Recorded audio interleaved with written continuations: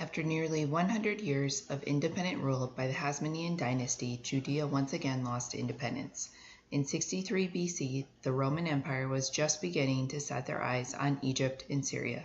Egypt had vast wealth and academics, as well as fertile land. Yum! And Syria proposed a strategic buffer between Rome and the Persian Empire. Rome sent one of their best commanders, Pompey the Great, to begin the conquest of Syria. I'm so great! Pompey freed Antioch and the Decapolis from the Hasmonean dynasty. Then he took on Jerusalem. Pompey breached the walls and desecrated the temple by entering the most holy place and then killing all of the priests. Ooh. In his one-day attack on Jerusalem, 12,000 citizens died. He appointed a new high priest and taxed the people heavily. After Pompey's conquest, Judea was ruled by fear, cooperation was rewarded, and resistance was swiftly punished. Ouch! Antipater, a wealthy man from the south, was appointed governor of the Judean province from 63 to 43 BC. He was loyal to Rome and was a great help to Pompey, even endorsing Pompey's choice of high priest. Eventually, Antipater was poisoned. Yuck! Antipater's two sons, Phasael and Herod, ruled in his place. Herod ruled Galilee and Phasael ruled Judea. But the Persians soon attacked the region, and only Herod escaped with his life. Yay! I'm alive! After fleeing to Rome, Herod was appointed as king of the Jews by the Roman Senate. He was sent to rule the Roman-established Jewish kingdom. Herod managed to placate Rome and help the Jewish province prosper. He undertook huge building campaigns. He built the marvel of Caesarea. Ooh, Caesarea. He also restored Jerusalem, building the walls and a spectacular new temple. Herod was always viewed as an outsider and rightfully feared conspiracies.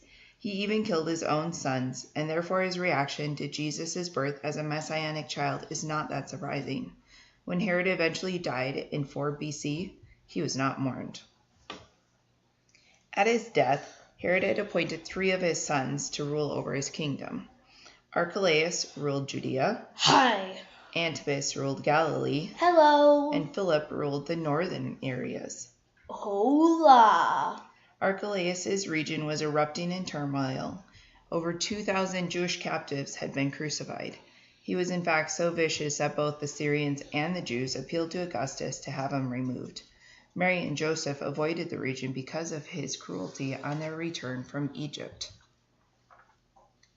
Archelaus was removed after 2 years, and Augustus changed the status of Judea to a province once again, instating governors to rule.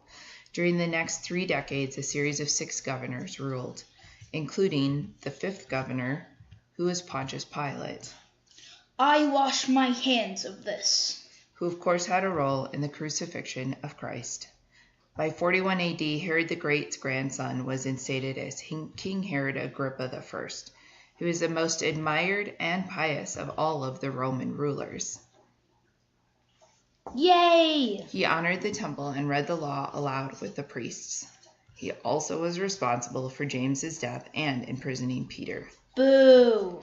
Herod Agrippa I was killed in a crowd by a servant of God in AD 44.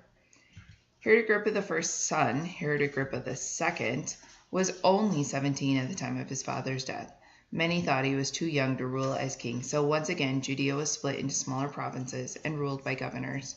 Herod Agrippa II ruled as one of these until a series of wars erupted in the region. Eventually, Herod Agrippa II's reign ended in 93 AD. This ushered in the time of the Roman Wars. Are you not entertained? The end.